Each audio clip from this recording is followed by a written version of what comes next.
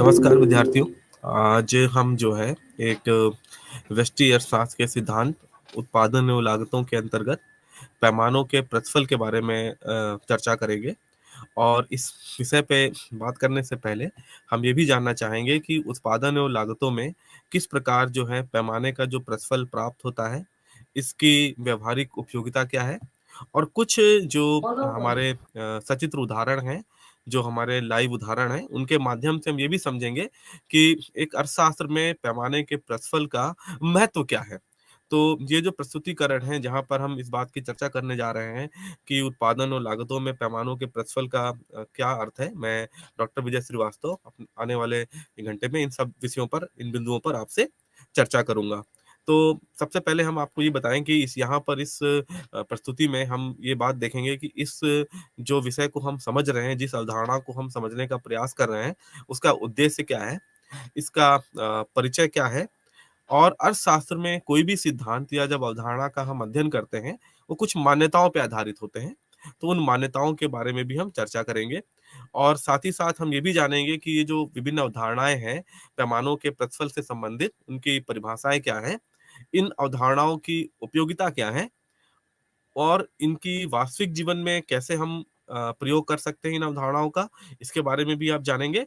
और कुछ आलोचनात्मक प्रश्न जो है, हम इस पर भी चर्चा करेंगे और कुछ उदाहरण के साथ ये समझेंगे कि आखिर इसका हम जो फर्में हैं और जो कंपनियां हैं, वो किस प्रकार अर्थशास्त्र में प्रयोग करती हैं निर्णय लेने में।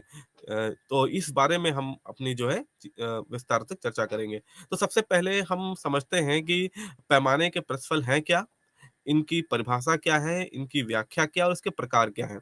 देखें, पैमाने का जो प्रतिफल है, इसका संबंध जो है वो दीर्घकाल से है।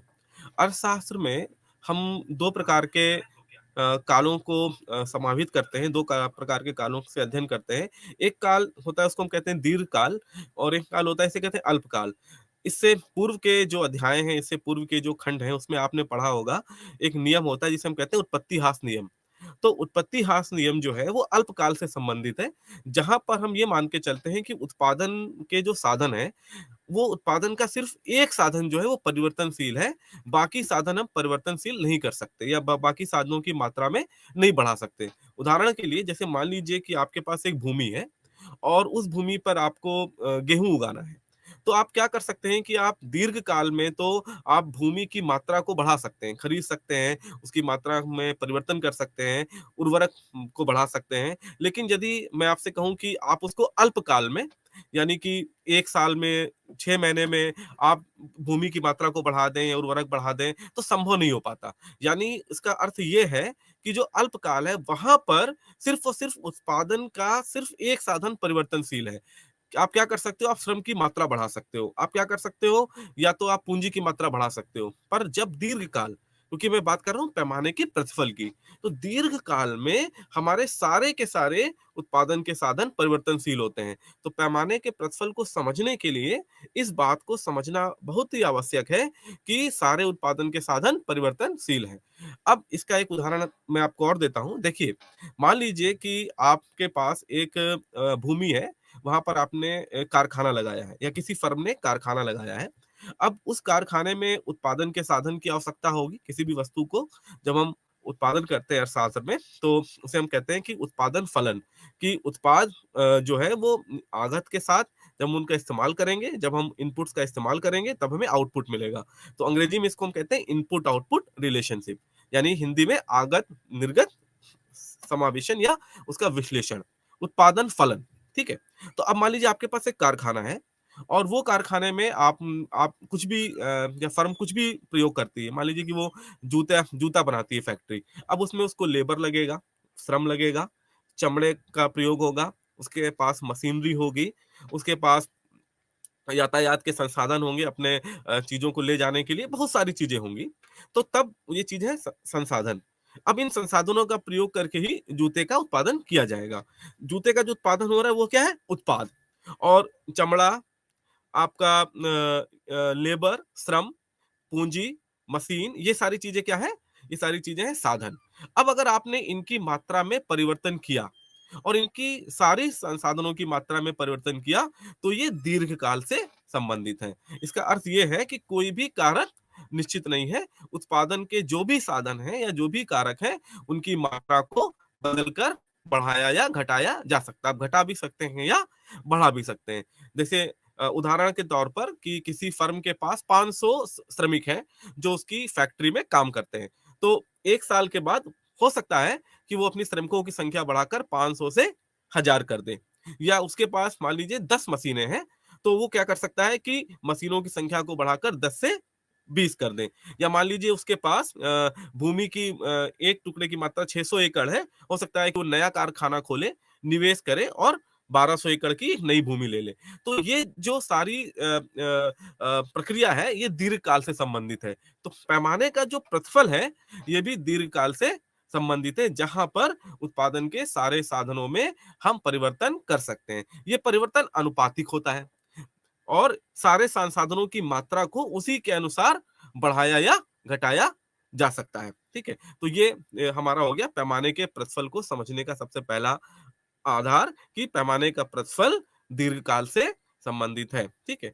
अब आता है कि कैसे हमारे प्रतिफल हमको प्राप्त होते हैं और इन्हीं बिंदुओं पर हम चर्चा करेंगे और विस्तृत उदाहरण यहाँ पर से हम बात करेंगे। सबसे पहला होता है पैमाने के बढ़ते हुए प्रतिफल, इसे हम इंग्लिश में कहते हैं इंक्रीजिंग रिटर्न टू स्केल।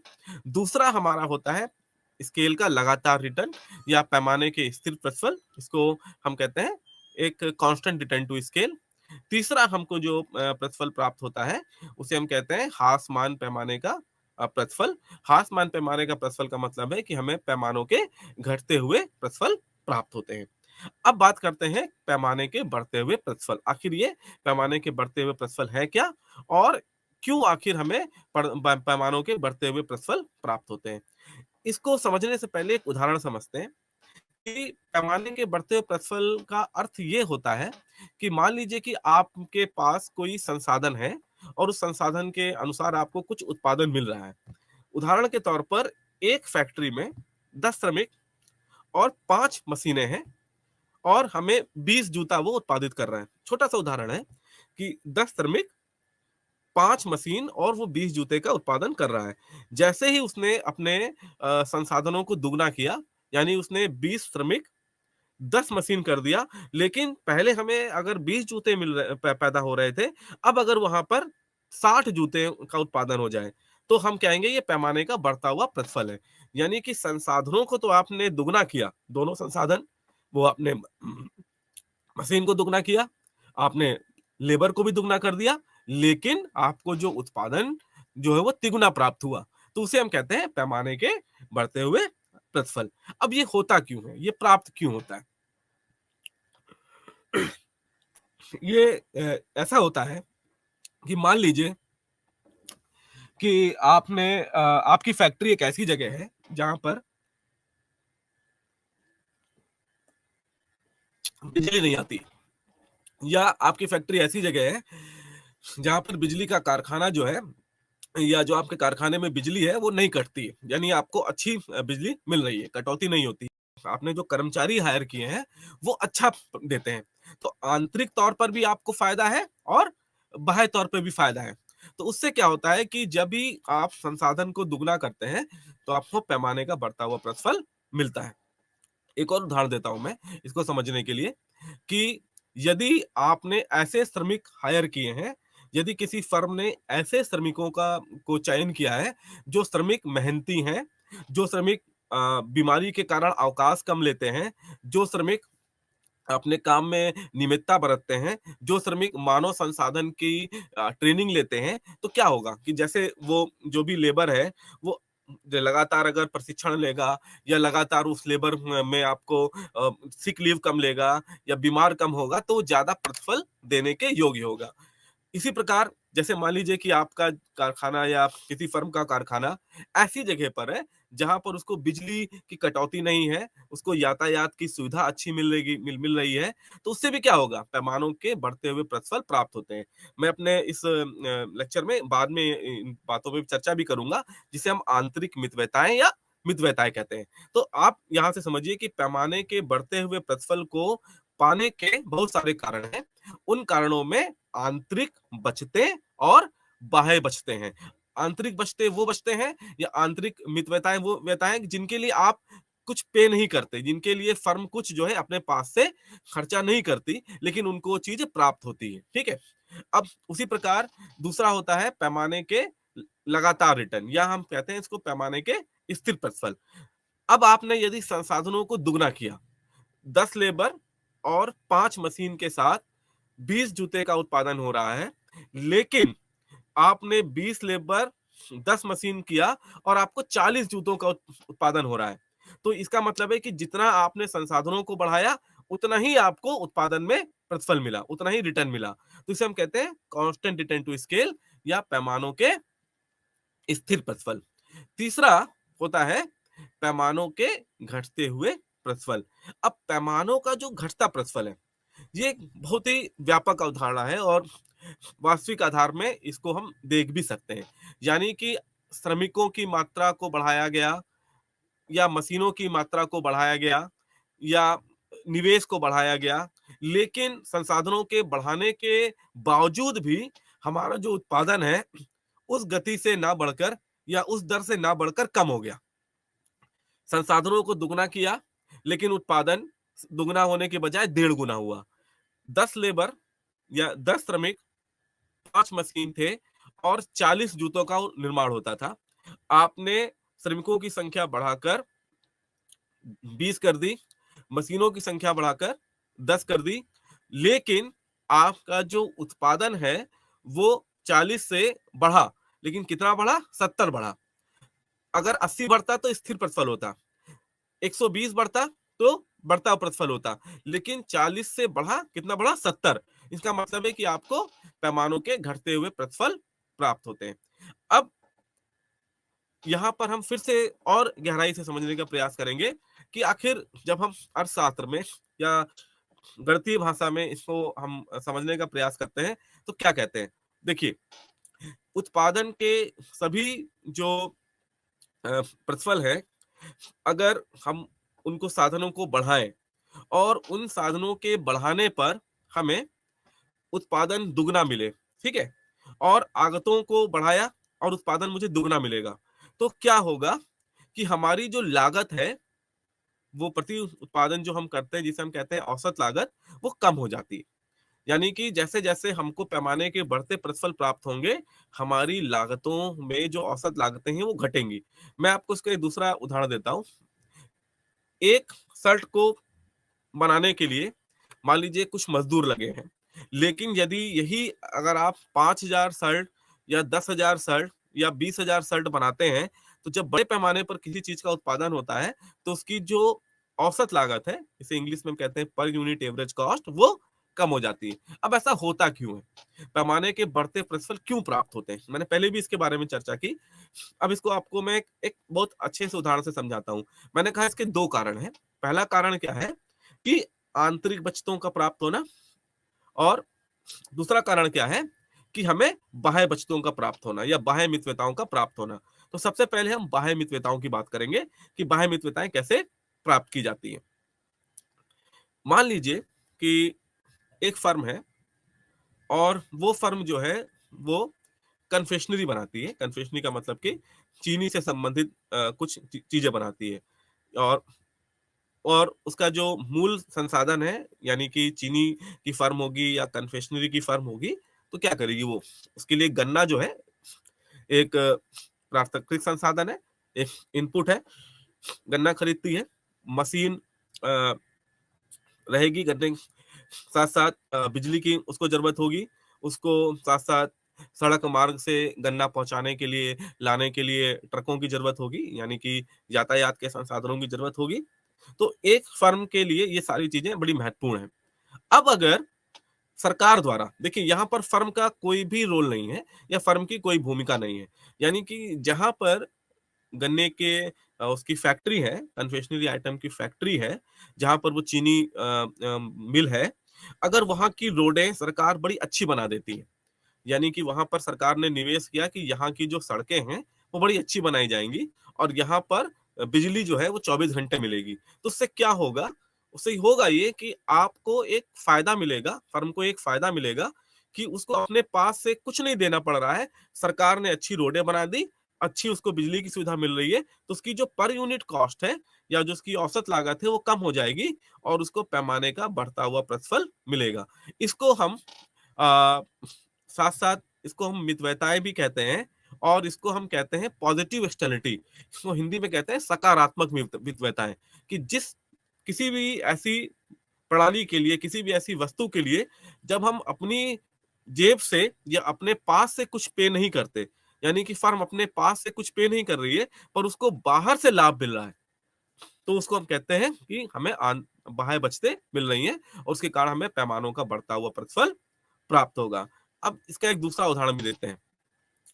मैंने कहा कि अच्छी रोडें, बिल्कुल सही। मैंने कहा अच्छा बिजली की व्यवस्था, बिल्कुल सही। लेकिन अगर अच्छी प्रशासनिक व्यवस्था हो, यानी कि जिस भी क्षेत्र में आपकी फर्म उत्पादन कर रही है, वहाँ पर लॉ एंड ऑर्डर यानी कि कानून व्यवस्था अच्छी होगी, तो भी आपको पैमाने के बढ़ते प्रतिफल प्राप्त होने की संभावना है। फर्म को पैमाने के बढ़ते प्रतिफल प्राप्त होने की संभावना है। अब इसका कैसे? समझिए।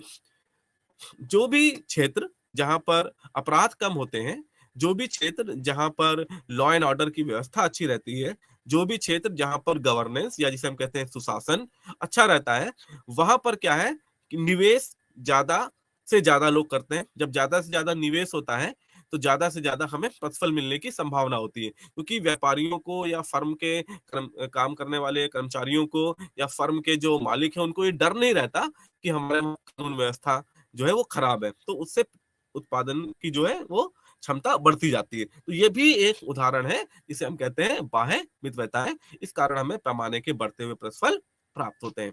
पैमाने के बढ़ते हुए प्रतिफल को प्राप्त होने का एक और सचित्र उदाहरण आप ले सकते हैं, जहां पर हमें अनुकूलतम मौसम मिलता है। चीनी उत्पादन की फर्म या किसी फर्म ने चीनी उत्पादन की जो फैक्ट्री है ऐसी जगह लगाई है जहां गन्ना या गन्ने से संबंधित जो भी और भी फसलें हैं वो बहुतायत में होती हैं और उसका उत्पादन वहां पे अच्छा होता है। तो उससे क्या होगा? तब भी आपको फर्म को क्या होगा? एक लाभ मिलेगा। या मान लीजिए कि जो कॉटन की कपड़े की जो मिल है, अगर हम उस जगह पे लगाते हैं जहां पर कपास का उत्पादन अच्छा होता है। कपास क्या है? कपास एक संसाधन है पैदा करने के लिए, एग्रीकल्चर से आता है इंडस्ट्री में या कृषि क्षेत्र देता है औद्योगिक क्षेत्र को, तो वहां पर भी क्या होगा? हमें पैमाने के बढ़ते हुए प्रतिफल प्राप्त होते हैं। अब पैमानों के बढ़ते हुए प्रतिफल को प्राप्त होने के कारण ही हमें विशेषीकरण मिलता है। इसको मैं आगे समझाऊंगा। अब आप देखिए उत्तर प्रदेश में जैसे मुरादाबाद है, वहां पर हम देखते हैं कि पीतल के कारखाने हैं। क्यों पीतल के कारखाने? क्योंकि वहां पर उस चीज को बनाने वाले कारीगर पहले से मौजूद हैं। या आप देखोगे कि फिरोजाबाद में चूड़ी के कारखाने हैं। चूड़ी के कारखाने हैं तो उसका मतलब है कि वहाँ पे चूड़ी बनाने वाले कारीगर अच्छी मात्रा में अच्छे उसमें मौजूद हैं। या आप किसी भी जगह पे जाएँ, जो वस्तु जहाँ बनाने के लिए प्रसिद्ध है, वो क्यों प्रसिद्ध है? उसका कारण यही है क्योंकि वहाँ पर उस चीज़ की विशेषज्ञता वाले लोग मौजूद हैं। तो अगर कोई फर्म ऐसे जगह पे अपना उत्पादन करती है, तो भी उसको पैमाने के बढ़ते हुए प्रतिफल प्राप्त होने की संभावना है। तो वास्तविक आधार पर आप इस चीज को समझ सकते हो कि भारत में जिन-जिन क्षेत्रों में जो भी वस्तु का उत्पादन वहां के लिए प्रसिद्ध है, उसका कारण पैमाने के बढ़ते हुए प्रतिफलों का भी प्राप्त होना है और उसके कारण उनकी कॉस्ट क्या है, उनकी जो लागत है वो घटती चली जाती है। ठीक है? तो आगे के हम एक संख्यात्मक उदाहरण से भी इसको समझने की प्रयास करेंगे कि आखिर पैमाने का बढ़ता प्रतिफल कैसे प्राप्त होता है। देखिए, यहाँ पर 5 कॉलम में हमने ये समझाने की कोशिश की है कि पहला कॉलम जो है ये बताता है कि मेरे पास एक आगत एक्स है। आगत एक्स का मतलब मान लीजिए मशीनरी भी है, कैपिटल भी है, कुछ भी है। फिर आगत वाई, इनपुट वाई है। यहाँ पर भी हम मान के चल सकते हैं ये भी कोई भी संसाधन हो सकता है। और फिर मैंने जब इनमें परिवर्तन किया और हमारे आगत में कितना प्रतिशत परिवर्तन हुआ, उत्पाद में कितना प्रतिशत परिवर्तन हुआ और कितना उत्पाद हुआ, इस आधार पर हम पैमाने के बढ़ते प्रतिफल को समझ सकते हैं। तो आप देख सकते हो कि यदि जब मेरे पास आगत x 2 था और आगत y यानी इनपुट x और इनपुट y को मिलाकर हमारा जो टोटल उत्पादन हो रहा था वो 1000 हो रहा था। मैंने आगत को 2 से बढ़ाकर 4 कर दिया और आगत y को बढ़ाकर 4 से 8 कर दिया। दोनों इनपुट्स में बढ़ोतरी की, दोनों आगतों में बढ़ोतरी की। अब उत्पादन जो है वो 1000 से बढ़कर 3000 हो गया, यानी दुगना किया और ये उत्पादन तिगुना हो गया। फिर क्या हुआ कि फिर मैंने आगत को 2 से 4, फिर 4 से 8 बढ़ा दिया। आगत y को 4 से 8 और 8 से 16, फिर दुगना किया और जो उत्पादन है वो 3000 से 10,000 हो गया। यानी कि पहले ये 3 गुना बढ़ा, फिर कितना बढ़ा? 3 गुने से ज्यादा बढ़ा। फिर मैंने आगत x को 8 से 16 कर दिया, आगत y को 16 से 32 कर दिया और उत्पादन जो है वो 10,000 से 35,000 हो गया। इस बार भी वो तिगुने से ज्यादा बढ़ा। तो पहले देखिए 200% बढ़ोतरी हुई, फिर 233% बढ़ोतरी हुई और फिर 250% बढ़ोतरी हुई। तो ये जो संख्यात्मक उदाहरण है, ये पैमाने के बढ़ते हुए प्रतिफल का है और इसके मैंने आपको कारण भी बताए। इसके कारण क्या है? बाह्य मितव्ययताएं और आंतरिक मितव्ययताएं। बाह्य मितव्ययताओं में मैंने अभी बताया कि अच्छा सुशासन होना, अच्छी सड़कों का होना, बिजली की पर्याप्त आपूर्ति होना, प्रशासन का लॉ एंड ऑर्डर अच्छा होना, संसाधनों की मात्रा का अच्छे मात्रा में उपलब्ध होना, ये क्या है? पैमानों के बढ़ते प्रतिफल के प्राप्त होने के कारण है। और जब हमें पैमानों के बढ़ते हुए प्रतिफल प्राप्त होंगे, तो हमारी लागत भी कम हो जाएगी। ठीक है? अब इसी के साथ-साथ मैं आपको से बात करता हूँ कि आखिर हमें पैमानों के जब बढ़ते प्रतिफल हमें प्राप्त होते हैं, तो उसके आंतरिक कारण क्या हैं? पहले तो मैंने आपको बताया ना बाह्य कारण। बाह्य कारण जो मैंने समझा दिए कि जो फर्म के अंदर से ना संबंधित हो, बाहर से संबंधित हो। ये जो भी मैंने कारण बताए, चाहे वो प्रशासन का अच्छा होना, चाहे वो सड़कों का अच्छा होना, चाहे वो बिजली की पर्याप्त सुविधा होना, चाहे वो संसाधनों का पर्याप्त मात्रा में मिलना, ये सारे बाह्य कारण हैं। इन्हें बाह्य मितव्ययताएँ कहते हैं। आंतरिक कारणों में जैसे मान लीजिए कि आपके जो श्रमिक हैं, वो कुशल हैं और वो मानव संसाधन की शिक्षा लेते हैं या मानव संसाधन की ट्रेनिंग करते हैं। आपके श्रमिक जो हैं वो स्वास्थ्य के प्रति सचेत हैं, हेल्थ ओरिएंटेड हैं, कम बीमार पड़ते हैं। आपके वहाँ फर्म में इंटरनल यानी आंतरिक झगड़े नहीं हैं। ठीक है? और आपका जो फर्म है, वहाँ पर कर्मचारियों के बीच एक सौहार्द का वातावरण है। प्रबंधन जो है, वो कर्मचारियों के हितों का ध्यान रखता है, उनको पर्याप्त मात्रा में सुविधाएँ देता है, अवकाश देता है, उनको कई प्रकार की और सुविधाएँ प्रदान की जाती हैं, जैसे कि बीमारियों में पेंशन का देना या इंश्योरेंस देना, बीमा देना या बच्चों की पढ़ाई करना। तो उससे श्रमिक क्या है? वो ज़्यादा से ज़्यादा योगदान करने को देखते हैं। तो ये हमारे पैमानों के बढ़ते के प्रतिफल का आंतरिक कारण है। तो आप जब इन चीज़ों को पढ़ें तो किताबी जो बातें उनसे हटकर अर्थशास्त्र में हमेशा एक सचित्र उदाहरण या लाइव उदाहरण से समझें। तो ये पैमानों के प्रतिफल के बढ़ने के 2 जो कारण हैं वो मैंने आपको समझा दिए। अब आगे बढ़ते हैं कि पैमाने का घटता प्रतिफल। जैसे ही हम हमें पैमाने का बढ़ता प्रतिफल प्राप्त होता है, ठीक उसी प्रकार हो सकता है कि हमें पैमानों के घटते प्रतिफल या ह्रासमान प्रतिफल भी प्राप्त हो। अच्छा, इसमें ये चीज़ भी समझने की आवश्यकता है कि मान लीजिए कि मैंने संसाधनों को दुगना कर दिया, श्रम और पूँजी में मैंने दुगनी बढ़ोतरी की, लेकिन हमारा उत्पादन जो है वो दुगने से बजाय ये 1.5 गुना बढ़ गया। अब जो कारण पैमानों के बढ़ते हुए प्रतिफल को प्राप्त होते हैं, वही कारण पैमानों के ह्रासमान प्रतिफल को भी प्राप्त होने के हैं। पर वो जो पैमानों के बढ़ते प्रतिफल प्राप्त होने के लिए उन चीज़ों का सकारात्मक प्रभाव होता है और पैमानों के घटते हुए प्रतिफल या ह्रासमान प्रतिफल प्राप्त होने के लिए उन चीज़ों का नकारात्मक प्रभाव होता है। मान लीजिए कि कोई फर्म ऐसे क्षेत्र में व्यापार करती है या ऐसे क्षेत्र में उत्पादन करती है, जहाँ पर बिजली की कटौती होती है और आप मशीनें बढ़ा दें, आप श्रमिक बढ़ा दें, किंतु आपको बिजली ना मिले, 24 घंटे में 4 घंटे बिजली मिले या 24 घंटे में 10 घंटे बिजली मिले, तो आपकी जो उत्पादन लागत भी बढ़ेगी और साथ ही साथ आपका उत्पादन घटेगा भी। ये एक पहला उदाहरण है कि बिजली की कटौती होना और ये बाह्य कारण है, ठीक है? दूसरा, मान लीजिए कि वहाँ की सड़कें जो हैं, वो बाढ़ के कारण आए दिन खराब होती हैं। यानी कि वहाँ पर वो जो जो भी क्षेत्र है, वो क्षेत्र क्या है? वो बाढ़ से प्रभावित है। अब जब बाढ़ आएगी तो क्या होगा? बाढ़ आने पर सड़कें टूटेंगी, सड़कें टूटेंगी तो जो आपका जो ट्रक है, उसके टायर खराब होंगे, ट्रक में और भी खराबियाँ आएँगी, यातायात के साधनों में दिक्कतें आएँगी, तो उसकी भी आपको कॉस्ट बियर करनी पड़ेगी फर्म को उसकी लागत भी बियर करनी पड़ेगी। तो इसका मतलब क्या हुआ कि सड़कों के खराब होने से आपके सामान को लाने और ले जाने की जो लागत है, जो ढुलाई लागत है, वो बढ़ेगी। जब ढुलाई लागत बढ़ेगी, तो ज़ाहिर-सी बात है कि आपको प्रोडक्शन कॉस्ट में भी बढ़ोतरी होगी, और जब उत्पादन लागत में बढ़ोतरी होने होगी, तो आपको पैमाने का आसमान पर फल प्राप्त होगा, ठीक? दूसरा उदाहरण क्या होता है लॉ एंड ऑर्डर का, जो मैंने वहाँ पे भी दिया, यहाँ पर भी देता हूँ, कि जब किसी क्षेत्र में जो हमारा कानून और व्यवस्था है, वो अच्छी नहीं है, तो श्रमिक आए दिन मान लीजिए आपस में झगड़ा कर रहे हैं, वो जेलों में बंद हो रहे हैं, या उनको बार-बार छुट्टी लेनी पड़ रही है अदालतों में जाने के लिए, तो उससे भी क्या होगा? चाहे आप उनकी मात्रा को बढ़ाएँ, तो पैमाने के हमेशा घटते हुए प्रतिफल प्राप्त होते हैं। तो आप देखिएगा कि जब भी लाइव जो एग्ज़ाम्पल मैं आपको उसको दे रहा हूँ कि उत्तर प्रदेश में जहाँ-जहाँ पे निवेश समिट हो रहा है, वो क्यों आ रहे हैं?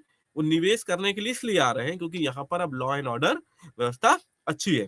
तो निवेश समिट या निवेश के जो सम्मेलन हैं, इस बात का उदाहरण है कि जहाँ पर लॉ एंड ऑर्डर व्यवस्था अच्छी होगी, वहाँ पे निवेश ज़्यादा होगा, जहाँ पर निवेश ज़्यादा होगा, वहाँ आय का सृजन ज़्यादा होगा।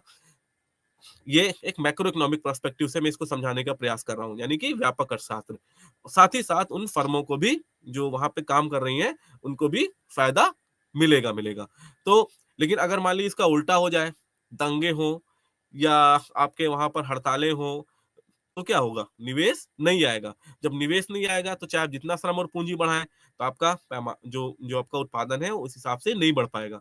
तो इस कारण हमें आसमान के प्रतिफल प्राप्त होते हैं। तो जो माइक्रो इकोनॉमिक पर्सपेक्टिव पे, यानी आप जो इसमें व्यष्टि अर्थशास्त्र में पढ़ रहे हो, निवेश भी एक महत्वपूर्ण बिंदु है पैमानों के प्रतिफल को प्राप्त होने का। और अगर एक कारण और भी हो सकता है पैमाने के प्रतिफल या घटते प्रतिफल प्राप्त होने का। मान लीजिए कि आपकी फैक्ट्री ऐसे एरिया में है जहां पर जो बैंक्स हैं, जो जो लोन देते हैं, अगर उन्होंने अपनी ब्याज दरों को बढ़ा रखा है, जब ब्याज दर बढ़ेगी तो जानी सी जाहिर सी बात है कि लोन व्यक्ति कम लेगा, और जब ब्याज दर बढ़ेगी लोन कम लेगा, तो आप जितना भी चाहे श्रम और पूंजी की मात्रा बढ़ाएं, हो ही नहीं सकता, क्योंकि निवेश भी कम होगा। तो यहाँ पर इस चीज़ को भी समझना कि जो हमारे आसमान पैमाने के प्रतिफल हैं, फर्म जो है वो एक माइक्रो इकोनॉमिक पर्सपेक्टिव पे एक सूक्ष्म अर्थशास्त्र के अवधारणाओं में काम करती है, पर जो कारण है वो मैक्रो भी हो सकते हैं। तो आसमान पैमाने का प्रतिफल हो, चाहे वो बढ़ते हुए प्रतिफल का बढ़ता प्रतिफल हो, micro economy results depends upon macro economic results, यानी कि सूक्ष्म अर्थशास्त्र के जो परिणाम है किसी भी इसमें, वो अन्य चीजों पर भी निर्भर करते हैं। अब यहाँ पर हम एक लेते हैं संख्यात्मक उदाहरण, समझने का प्रयास करेंगे कि कैसे हमको पैमाने का घटता हुआ प्रतिफल प्राप्त होगा। यहाँ पर फिर यहाँ पे देखिए 5 कॉलम है। पहले कॉलम में आगत x, इनपुट y, दूसरे कॉलम में आगत y, तीसरे कॉलम में आगत में कितना प्रतिशत परिवर्तन हो रहा है, चौथे कॉलम में उत्पाद में कितना परिवर्तन हो रहा है, और पांचवें कॉलम में उत्पाद में प्रतिशत परिवर्तन कितना हो रहा है। मैंने आंकड़ा जो है वो समान रखा है समझाने के लिए आप लोगों को, चाहे वो घटता प्रतिफल हो, चाहे वो आपका बढ़ता प्रतिफल हो, ठीक है। तो यहाँ पर अगर आप देखें कि आगत x जो है वो 2 है, आगत y 4 है, तो उत्पादन हमको 1000 प्राप्त हो रहा है। जैसे ही हमने आगत को दुगुना किया, 4 बढ़ाया, तो हमें उत्पाद जो है 1800 प्राप्त हो रहा है, और आगत y को भी हम लोगों ने दुगना बढ़ाया, 8। फिर इसको आगत x को भी दुगना बढ़ाया, 2 से 4, 4 से 8, आगत y को 4 से 8, 8 से 16, और हमें 1800 से अब उत्पाद क्या मिल रहा है, 2500 प्राप्त हो रहा है। देखिए ये तो बढ़ रहा है। फिर 8 से हमने इसको बढ़ाया 16, आगत y को बढ़ाया 16 से 32, और जो उत्पाद है वो देखिए 2500 से 3000। ये बढ़ तो रहा है पर वो घटती हुई दर से बढ़ रहा है, यानी कि उत्पाद में जो प्रतिशत परिवर्तन है वो 80 से 39, 39 से 20 हो गया। तो ये एक संख्यात्मक उदाहरण है पैमानों के घटते हुए प्रतिफल को प्राप्त होने का। तो अभी तक हमने ये चीज समझी कि पैमानों का जो बढ़ता प्रतिफल है, वहां पर उत्पाद के प्रतिशत परिवर्तन में बढ़ोतरी होती है। पैमानों के घटते प्रतिफल में उत्पाद के प्रतिशत परिवर्तन में क्या होता है, घटाव होता है, यानी कि घटता है। और जो सकारात्मक कारण है, उनके कारण पैमानों का बढ़ता प्रतिफल प्राप्त होता है, और जो नकारात्मक कारण है या नकारात्मक मितव्यताएं हैं, उनके कारण पैमानों का घटता हुआ प्रतिफल हमें प्राप्त होता है। अब बात करते हैं पैमानों के स्थिर प्रतिफल की। अब जब हमने पैमानों का घटता प्रतिफल पढ़ा और पैमानों का बढ़ता प्रतिफल पढ़ा, तो अब बात ये भी आती है कि क्या हमें पैमानों के स्थिर प्रतिफल भी प्राप्त हो सकते हैं? बिल्कुल प्राप्त हो सकते हैं पैमानों के स्थिर प्रतिफल, और इसके भी वही कारण है, लेकिन इसके कारणों का व्याख्या हम और सारगर्भित आधार पर करेंगे। देखिए, हो सकता है कि हमने अपने संसाधनों को दुगना किया और साथ ही साथ हमारा उत्पादन भी दुगना हो जाए। संभवतः ये संभव है। तो इसे हम कहते हैं कि हमें एक स्थिर प्रतिफल या स्केल पर हमें लगातार रिटर्न प्राप्त हो रहा है। इसका संख्यात्मक उदाहरण समझते हैं पहले, फिर मैं इसके कारणों की चर्चा करूंगा। तो यहाँ पर देखें कि ये जो आगत x है, ये 2 है, आगत y जो है वो 4 है, आगत में प्रतिशत परिवर्तन 100 है, उत्पाद में जो प्रतिशत परिवर्तन जो है यहाँ पर मैंने मेंशन नहीं किया है, क्योंकि यहाँ पर जब तक हम बढ़ाएंगे नहीं, तब तक उत्पाद में प्रतिशत परिवर्तन नहीं होगा। तो आगतों को 2 से 4, 4 से 8, 8 से 16, आगत x, इनपुट x, कुछ भी हो सकता है, ये श्रम भी हो सकता है, ये मैंने पहले भी बताया, या पूंजी भी हो सकती है। आगत y, ये भी कुछ होगा। समझाने के लिए हमने यहाँ पर खाली 2 फैक्टर्स ऑफ इनपुट्स लिए हैं, यानी हमने 2 संसाधन लिए हैं या 2 आगत लिए हैं। वैसे तो काफी होते हैं। जब आप एक क्षेत्र में उत्पादन करने जाते हैं किसी फर्म द्वारा, तो वहां पर पूंजी भी होती है, वहां पर श्रम भी होता है, वहां पर आपका एंटरप्रेन्योरशिप भी एक फैक्टर है, उर्वरक भी फैक्टर है, बहुत सारे फैक्टर हैं। पर सरलता के लिए हमने यहाँ पर खाली जितने भी उदाहरण लिए हैं, यहाँ पर हमने खाली 2 इनपुट्स लिए हैं या 2 संसाधन लिए हैं, आगत x और आगत y। तो 2 से 4, 4 से 8, 8 से 16, इसको बढ़ाया, 4 से 8, 8 से 16, 16 से 32। तो आगत x को मैं दुगना कर रहा हूँ, आगत y को मैं दुगना कर रहा हूँ, और ये देखिए उत्पाद 1000 से 2000, 2000 से 4000, 4000 से 8000, और उत्पाद में जो प्रतिशत परिवर्तन है वो केवल एक समान अवस्था में 100 प्राप्त हो रहा है। तो ये जो है, ये पैमानों के स्थिर प्रतिफल का एक संख्यात्मक उदाहरण है। इस विषय के बाद अब हम ये चर्चा करेंगे कि जो सारे पैमानों के प्रतिफल हैं, अभी तक मैंने आपको उदाहरण दिया, लाइव उदाहरण, यानी जो उदाहरण हमारे वास्तविक जीवन से संबंधित हैं, उनके आधार पर मैंने पैमानों के प्रतिफल की बात की। लेकिन अर्थशास्त्र में पैमानों के प्रतिफल होने के कारण जो है वो कई अर्थों पर और व्यापक हैं। तो सबसे पहला जो कारण है वो है साधनों की अविभाज्यताएं, इनडिविजिबिलिटी ऑफ फैक्टर। इसको समझने के लिए आप ऐसे भी समझ सकते हैं कि मान लीजिए कि हमारा जो कोई भी संसाधन है, उसकी हम उसको डिवाइड नहीं कर सकते यदि हम उसका इस्तेमाल करते हैं। उदाहरण के तौर पर एक जो जमीन है, अगर उस समय उस जमीन में, उस भूमि में यदि हम गेहूं बो रहे हैं, तो उस समय वहां पर हम चावल को नहीं बो सकते। यानी कि वहां पर जो जिस फसल का हम जिस समय उत्पादन करेंगे, जब वो फसल का चक्र पूरा हो जाएगा, तभी हम उस फसल को उत्पादित कर सकते हैं। यानी कि हमारा साधन अभी जो है दूसरे प्रयोगों में नहीं लाया जा सकता, साधन अविभाज्य है। ठीक है। दूसरा इसका कारण होता है श्रम विभाजन, जिसको हम अंग्रेजी में डिवीजन ऑफ लेबर कहते हैं। श्रम विभाजन का अर्थ है कि हर एक संसाधन की अपनी भूमिका है, और उसके कारण ही पैमानों को प्रतिफल प्राप्त होता है, चाहे वो प्रतिफल आपका बढ़ता हुआ हो, चाहे वो घटता हुआ हो। इसको एक अन्य तरीके से भी समझ सकते हैं कि मान लीजिए कि किसी फर्म में कोई फर्म है जो कोई भी प्रोडक्शन बनाती है किसी भी वस्तु का, तो वहां पर अलग अलग डिपार्टमेंट के अलग अलग लोग हैं, अलग अलग विभाग होते हैं किसी भी जगह पे। तो वो विभाग क्या है, वो विभाग एक विभाजन कर देते हैं कि ये व्यक्ति ये काम करेगा, इसका जो विशेषीकरण है ये इस क्षेत्र में है। एक शर्ट बनाने के लिए भी कोई ऐसा व्यक्ति होगा जो अच्छी मशीन चला सकता होगा, कोई ऐसा व्यक्ति होगा जो अच्छे धागे ला सकता होगा, कोई ऐसा कर्मचारी होगा जो अच्छी कटिंग कर सकता होगा, कोई ऐसा व्यक्ति होगा जो मशीनों की देख-रेख करता होगा। तो यानी कि हर एक काम का डिवीज़न होता है ना, श्रम विभाजन। तो जब श्रम विभाजन होता है और श्रम विभाजन के अनुसार जिसका काम उसी को दिया जाएगा, तो हमें पैमानों के अच्छे प्रतिफल या घटते प्रतिफल प्राप्त हो सकते हैं। कोई एक व्यक्ति यदि वो इंजीनियर है और अगर उसको प्रबंधन का काम दिया जाए, हो सकता है कि वो उतने अच्छे तरीके से ना कर पाए। तो वो चीज़ें अच्छी नहीं आएँगी। या यानी कि जो जिस क्षेत्र में जिसका स्पेशलाइज़ेशन विशिष्टीकरण है, उस कारण ही उसको उसका कार्य देना चाहिए कि जो हमारा कार्य का वितरण है, वो व्यक्ति की विशेषज्ञता के आधार पर होता है। ठीक है? तो ये कारण हो सकता है कि पैमानों के हमें बढ़ते या घटते प्रतिफल प्राप्त हों। अब उन फर्मों में जहाँ पर हमें घटते प्रतिफल प्राप्त होते हैं, हो सकता है कि फर्में व्यक्ति को उसके योग्यता के अनुसार काम ना दे रही हों। तो व्यक्ति कामों का बँटवारा अच्छे तरीके से ना हुआ हो, श्रम का विभाजन विशिष्टीकरण के आधार पर ना हुआ हो, तो ज़ाहिर-सी बात है कि हमें पैमानों का घटता प्रतिफल हमें प्राप्त होगा। जो अच्छा कटर है, उसको किसी और कार्य में लगा दिया, जो अच्छा लिखने वाला है, मान लीजिए किसी एडवर्टाइज़मेंट कंपनी की बात है, उसको सेल्स के काम में लगा दिया, जो अच्छा सेल्स करता है, उसको क्रिएटिविटी के काम में लगा दिया, तो ये हमारा अच्छा प्रतिफल प्राप्त नहीं होगा। ठीक है?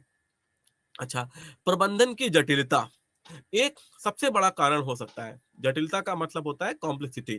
यानी कि अगर आपका जो मैंने पहले भी इसका उदाहरण दिया है कि जो मैनेजमेंट है, वो कोई भी फर्म अगर या कोई भी फैक्ट्री अपने कर्मचारियों की बातें नहीं सुनती और आए दिन मान लीजिए वहाँ पे हड़तालें हो रही हैं या कर्मचारी काम में शिथिलता बरतते हैं या जो एफिशिएंसी नहीं है। एफिशिएंसी का मतलब होता है कि विशेषीकरण के साथ-साथ हमें एक उपादेयता नहीं मिल पा रही है। यानी कि वहाँ पर वो अपनी पूर्ण क्षमता से उसका दोहन नहीं कर पा रहे हैं। प्रबंधन खराब भी हो सकता है, तो इस कारण क्या होगा हमें पैमानों के घटते हुए प्रतिफल प्राप्त होंगे। मैं इसका आपको एक स्पष्ट उदाहरण देता हूँ किंगफिशर एयरलाइंस का, क्योंकि ये एक लाइव एग्ज़ाम्पल है इसलिए मैं आपको यहाँ समझा रहा हूँ। किंगफिशर एयरलाइंस जो है वो क्यों आखिर डूबी? या आप देखेंगे कि जो बंगाल में पुराने समय में कपड़ा की कुछ कपड़ों की कुछ मिलें थी, जो मिलें बंद हो गई। या ये सवाल बड़ा महत्वपूर्ण है कि क्यों आखिर कुछ फैक्ट्रियाँ समय से पूर्व बंद हो जाती हैं? उसका कारण यही है क्योंकि वहाँ पर पैमाने के उनको घटते हुए प्रतिफल प्राप्त होते हैं। और ये अगर दूसरा पूछें कि क्यों कुछ फर्में या कुछ फैक्ट्रियाँ, कुछ कंपनी दिन दुगनी रात चौगुनी तरक्की करती हैं? क्यों? क्योंकि वहाँ पे उनको पैमाने के बढ़ते प्रतिफल प्राप्त होते हैं। अब ये कारण आंतरिक भी हो सकते हैं और बाह्य भी, जैसे मैंने पहले बताया। तो अब प्रबंधन की जटिलता का मैं आपको एक उदाहरण दे रहा था कि जो किंगफिशर एयरलाइन्स है, वो भारत में दिवालिया हो गई या डूब गई या और भी कुछ कंपनियां देखेंगे जो डूब गई, फिर बाद में उन्होंने सरकारों ने खरीद लिया या कुछ प्राइवेट फर्म्स हैं जो जो जो जटिलताओं का शिकार हो गई। तो उसमें क्या होता है कि जैसे मान लीजिए कि किंगफिशर एयरलाइंस की बात मैं कर रहा था कि वहां पे उन्होंने क्या किया कि पैसा लगा दिया अपने दूसरे व्यापार से किंगफिशर एयरलाइंस में, विजय जो भी है नाम उनका, उन्होंने एक बड़ा व्यापार किया। लेकिन क्या हुआ कि उस व्यापार को सँभाल नहीं पाए। उन्हें उनके प्रबंधन को पता ही नहीं था कि जो विमानन प्रबंधन है, जो उनके अन्य जो व्यापार थे उनके प्रबंधन को। तो उस कारण वो उसको सँभाल नहीं सके और उस कारण क्या हो गया, वो एयरलाइन्स उनकी डूब गई। तो आप देखोगे कि आजकल जो प्रबंधन है, पैमानों के बढ़ते हुए प्रतिफल को प्राप्त होने के लिए विशेष विशिष्टीकरण के साथ दिया जाता है। उदाहरण के तौर पर एजुकेशनल एडमिनिस्ट्रेशन, शैक्षिक प्रबंधन की जिसके पास ट्रेनिंग होती है, वो एजुकेशनल इंस्टीट्यूट को सँभाल सकता है, वो हॉस्पिटल को नहीं सँभाल सकता। हॉस्पिटल की जिसके पास ट्रेनिंग होगी कि हॉस्पिटल एडमिनिस्ट्रेशन क्या होगा, वो एक एजुकेशनल इंस्टीट्यूट को नहीं सँभाल सकता। मान लीजिए कोई आपको कोई फर्म की है, वो फर्म किस प्रकार का वस्तु उत्पादन करती है, हमें वैसे प्रकार के प्रबंधन विशेषज्ञों की आवश्यकता होगी। तो जो बड़े-बड़े ये प्रबंधन संस्थान हैं, इस आधार के पे ट्रेनिंग देते हैं। क्योंकि जब ये मैनेजर्स जाते हैं वहाँ पर प्रबंधन ट्रेनिंग करके, तो उनको पैमानों के बढ़ते हुए प्रतिफल या मितव्यताएँ प्राप्त होती हैं। तो एक ऐसा व्यक्ति जिसकी ट्रेनिंग हॉस्पिटल एडमिनिस्ट्रेशन में हो, यानी कि हमें कैसे एक अस्पताल का प्रबंधन करना हो, अगर उसे हम एक एयरलाइन्स का प्रबंधन का काम देंगे, तो वो अच्छे से नहीं कर पाएगा और जटिलताओं के कारण वो उस चीज़ को समझ नहीं पाएगा। हो सकता है कि हमें क्या हो, पैमानों के घटते प्रतिफल प्राप्त होंगे। जब पैमानों के घटते प्रतिफल प्राप्त होंगे, तो उत्पादन की लागतें बढ़ेंगी, उत्पादन की लागतें बढ़ेंगी, तो ज़ाहिर-सी बात है कि उस कंपनी का या उस फर्म का मुनाफ़ा घटेगा। जब मुनाफ़ा घटेगा, तो वो घाटे में जाएगी तो वो कंपनी को बंद करना पड़ेगा। तो वास्तविक आधार पर आप ऐसे समझिए कि कोई भी फर्म जब एक स्तर पे पहुँचने के बाद भी क्यों आखिर बंद हो जाती है, क्यों शट डाउन हो जाती है, उसका कारण हमारा पैमानों के घटते हुए प्रतिफल का प्राप्त होना और पैमानों के घटते प्रतिफल के प्राप्त होने के भी बहुत सारे कारण हो सकते हैं। एक और कारण है, इसको मैं यहाँ पे मैंने लिखा है कि प्राकृतिक संसाधनों की समाप्ति। देखिए, आज हमारे पास एक अल्टरनेट सोर्स ऑफ एनर्जी जिसको हम ढूँढ रहे हैं, पेट्रोलियम के अलावा। दुनिया की जितनी फर्में हैं, चाहे वो भारत का ले लें, चाहे वो दुनिया में किसी भी देशों को ले लें, वो निर्भर कर रही हैं पेट्रोलियम पदार्थों पर। और पेट्रोलियम जो पदार्थ है, वो हमारे अपने देश में उत्पादन नहीं किया जाता। हम कहीं से उसको आयात करते हैं। अब मान लिया जाए कि वो जो जहाँ पर वो प्राकृतिक संसाधन उत्पा हो रहा है, जैसे पेट्रोल पेट्रोल है या डीज़ल है, सारा का सारा जो फैक्ट्री उसको एनर्जी के लिए पेट्रोल या डीज़ल चाहिए, ठीक है? वो बाहर से आ रहा है। अब अगर उनकी कॉस्ट बढ़ गई या वो समाप्त होने लगे या युद्ध होने लगा, वो हमको नहीं देंगे, तो क्या होगा? यानी कि हमारी भी उत्पादन की लागत बढ़ेगी ना? तो उस कारण क्या होता है कि जो प्राकृतिक संसाधनों का यदि हम एक मितव्ययी उपयोग नहीं करते, तो भी हमें पैमानों के घटते हुए प्रतिफल प्राप्त होते हैं। तो हमें हमेशा संसाधनों का एक समुचित प्रयोग करना चाहिए, एक उचित प्रयोग करना चाहिए। तो जब प्राकृतिक संसाधनों का एक समुचित या उचित प्रयोग नहीं किया जाएगा, तो भी हमें पैमानों के घटते हुए प्रतिफल प्राप्त होने की बहुत ही व्यापक संभावनाएँ हैं और वास्तविक आधार पर ऐसा ही होता है।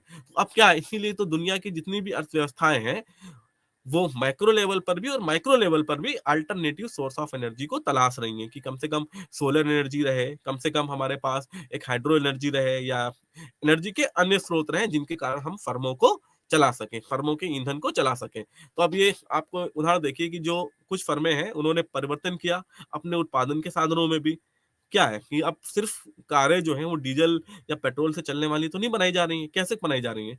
वो कारें भी बनाई जा रही हैं जो कि हमारी इलेक्ट्रिक चीज़ों से भी चल सके। तो फर्मों को मैंने पहले भी कहा है कि पैमानों के अपने प्रतिफल के कारण निर्णय भी लेने पड़ते हैं। एक बड़ा महत्वपूर्ण बिंदु है कि प्राकृतिक संसाधन समाप्त होंगे, तो ज़ाहिर-सी बात है कि वो संसाधन जब कम-कम होने लगेगा, तो उसकी लागत बढ़ेगी। जब उसकी लागत बढ़ेगी, तो लागत बढ़ने पे क्या होगा कि फर्मों को दिक्कतें आएँगी। तो क्या होगा कि फर्में अपने शोध बढ़ाएँगी या अल्टरनेटिव सोर्सेज़ ऑफ एनर्जी को तलाशेंगी। तो ये एक महत्वपूर्ण बिंदु है, जिसके कारण पैमानों के प्रतिफल को हम समझ सकते हैं। ठीक है? मितव्ययताओं की सीमाएँ और अदानों की विभाज्यता। ये 2 महत्वपूर्ण बिंदु हैं, इनको भी मैं अभी समझाने का प्रयास करता हूँ।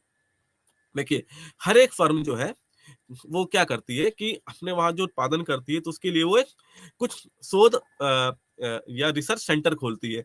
बेसिक पर्टिकुलरली आप बात करें जब फार्मा सेक्टर में, दवाइयों के क्षेत्र में। अगर कोई फर्म अपनी जो मितव्ययता, अपनी जो बचतों का प्रयोग अच्छे शोध में करेगी, किसी भी दवा के बनाने में, तो क्या होगा? जब कोई नया शोध आएगा तो उस नए शोध का फ़ायदा दुनिया के बाकी फर्मों को मिलेगा। मिलेगा कि नहीं मिलेगा? कोई नया फ़ॉर्मूला। क्योंकि इससे क्या होगा कि जो उसकी जो प्रोडक्शन कॉस्ट है वो घट जाएगी। पर अगर कोई फर्म क्या करती है, सिर्फ़ अपने पास ही उसको रखती है। किसी फ़ॉर्मूले को, किसी दवा, किसी बीमारी का फ़ॉर्मूला बना लिया और उस फ़ॉर्मूले को दुनिया से शेयर नहीं किया या कि उसने अपने पास ही रखा। तो उससे क्या होगा कि जो बाकी लोग हैं, वो प्रतियोगी आधार पर कम्पीट नहीं कर पाएँगे। तो ये भी एक बहुत बड़ा कारण होता है। इसके लिए हम कहते हैं कि जो भी फर्म जो रिसर्च करे, जो भी मितव्यताओं का प्रयोग करें, उसको दुनिया के सारे देशों से शेयर करें। इससे भी हमें एक सकारात्मकता मिलती है। और सकारात्मकता क्या है? अर्थशास्त्र में उसको क्या कहते हैं? सकारात्मक बाह्यता है कि मैं किसी फर्म का मालिक हूँ, मैं एक दवा कंपनी का मालिक हूँ, मैंने अपने वहाँ एक शोध का क्षेत्र लगा रखा है और वो शोध हमारा काम करता है, हम एक बड़ा फ़ॉर्मूला रिसर्च कर लेते हैं। यदि मैं उसको सारी माइक्रो फर्मों के साथ शेयर करूँगा, तो क्या होगा? उनकी प्रोडक्शन कॉस्ट भी घट जाएगी और पैमानों के बढ़ते प्रतिफल प्राप्त होंगे, बड़ी आधार पर उत्पादन किया जाएगा। लेकिन अगर हम उस फ़ॉर्मूले को अपने पास ही रखेंगे, नहीं शेयर करेंगे, तो हमारा कॉस्ट तो बढ़ेगा ही, साथ-साथ टोटल जो कुल लागतें हैं, वो भी बढ़ जाएँगी। इसलिए कहते भी हैं कि पैमानों के प्रतिफल प्राप्त होने के माइक्रो आधार पर हम मैक्रो चीज़ें भी देखते हैं कि जो ज्ञान है, वो हमेशा किसी प्रकार का, चाहे शोध का ज्ञान हो, चाहे कैसे हम मिनिमाइजेशन ऑफ कॉस्ट करेंगे वैसा ज्ञान हो, क्या उसका प्रोडक्शन कैसे इंक्रीज होगा वैसा ज्ञान हो, उसको बाकी फर्मों के साथ हमको शेयर करना चाहिए। इसको इंग्लिश में कहते हैं कि knowledge is the externality, it's generates positive externality. यानी कि ये एक ऐसा जो ज्ञान है, शोध है, वो एक ऐसा वस्तु है जो अर्थशास्त्र में क्या करता है, लागतों को कम करता है और समाज का भला करता है। तो बाह्यताएँ जो एक्सटर्नलिटीज़ हैं, वो वेलफेयर इकोनॉमिक्स में लोगों की भलाई भी करती हैं। तो पैमानों के प्रतिफल का संबंध कल्याणकारी अर्थशास्त्र से भी है। ठीक है? तो अब मैंने जैसे बात की थी कि मैंने बताया ना कि मितव्यताएँ होती हैं, उसी प्रकार हमारी अमितव्यताएँ भी होती हैं। कोई भी फर्म अपनी आकार को बहुत ज़्यादा बिज़नेस को एक्सपेंड नहीं कर सकती। अगर वो करेगी, तो उसको अमितव्यताएँ आएँगी। उदाहरण के तौर पर जैसे कि कोई एक फर्म है, वो फर्म जो है वो टीवी इंडस्ट्री में है, वो टेलीविज़न बनाती है। लेकिन अगर वो सोचती है कि वो अपना व्यापार टेलीविज़न इंडस्ट्री के साथ-साथ जाके मसालों के उद्योग में कर दे, अपना निवेश को बढ़ा दे, या वो ये सोचेगी कि हम अपने उद्योगों को बहुत आधार पे बढ़ा दें, तो उसको प्रतियोगिता भी तो करनी पड़ेगी। तो जब वो बहुत आधार पर असीमित मात्रा में बढ़ाने लगती है, तो उससे भी क्या होता है कि उसको अमितव्यताएँ मिलती हैं, क्योंकि हमारे पास बाज़ार में अन्य फर्में भी हैं। तो यहाँ पर एक थ्योरी है, ये कहती है कि किसी भी फर्म को एक अनुकूलतम आधार पर बढ़ाया जाता है, उसके आधार पर यदि हम उससे ज़्यादा बढ़ाएँगे, तो हमें अमितव्यताएँ प्राप्त होने लगेंगी।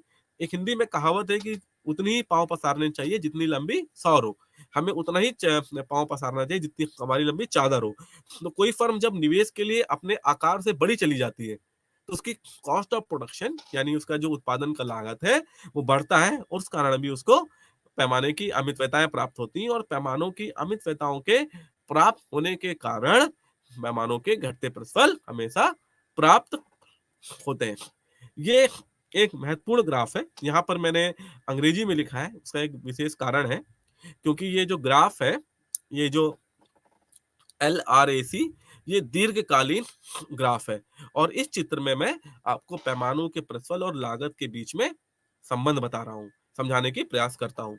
ये देखिए कि जब हमें इकोनॉमी ऑफ स्केल प्राप्त होता है, यानी कि जब इंक्रीजिंग रिटर्न टू स्केल प्राप्त होता है शुरुआत में, तो ये देखिएगा कि लगातार मेरी जो कॉस्ट पर यूनिट है, यानी जो औसत लागत है, जो ये मैं रेड कलर से दिख रहा है, ये लगातार गिर रही है।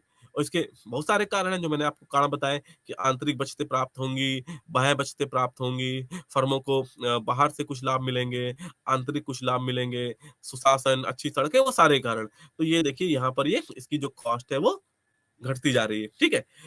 लेकिन यदि मान लीजिए कि जितना उत्पादन वो कर रही है फर्म, उतना ही संसाधनों को बढ़ा रही है, तो यहाँ पर मुझे क्या प्राप्त हो रहा है? कांस्टेंट रिटर्न टू स्केल प्राप्त हो रहा है, जिसे हम कहते हैं, तो ये लाइन, आप नीली लाइन देखिए, एक लाइन है, ये सीधी लाइन है।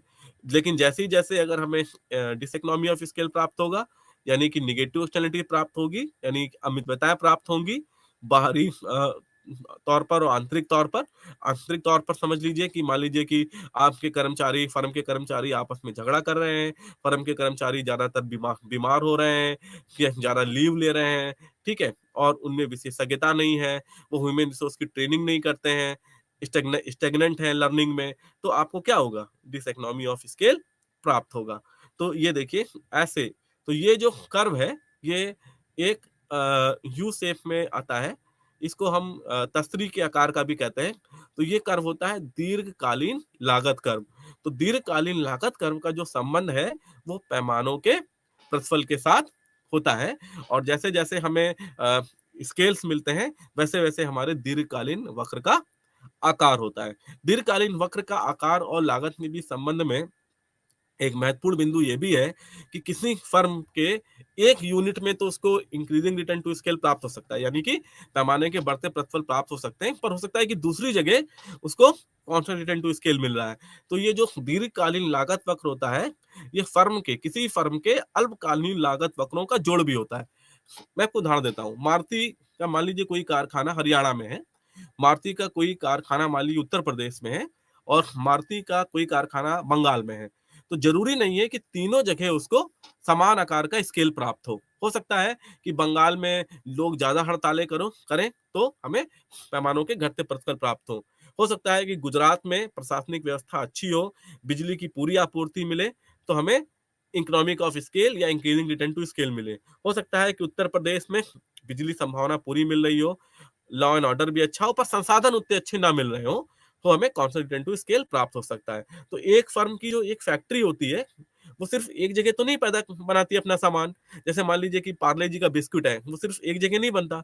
हरियाणा में बनेगा, बंगाल में बनेगा, बिहार में बनेगा, उत्तर प्रदेश में बनेगा, मध्य प्रदेश में बनेगा, अलग-अलग जगह लगेगा। ठीक वैसा ही बड़े-बड़े स्केल्स की गाड़ियों का कारखाना, तो अलग-अलग जगह के लोग, अलग-अलग विशिष्टीकरण, अलग-अलग विभाज्यता, अलग-अलग संसाधनों की उपलब्धता, तो अलग-अलग प्रकार के हमें एक स्केल प्राप्त होंगे। तो इसलिए जो दीर्घकालीन जो लागत वक्र है, वो क्या होता है? वो ऐसा होता है। तो पैमानों के प्रतिफल का संबंध स्थान से भी होता है। मतलब कि किसी स्थान पर कैसे फैक्ट्री काम कर रही है और किसी स्थान पर कैसे फैक्ट्री काम कर रही है। तो इसीलिए उसकी जो कॉस्ट ऑफ प्रोडक्शन है, वो तो अलग-अलग रहेगी प्रोड्यूस करने की, पर उनका जो प्राइस है वो सेम रहेगा। ठीक है?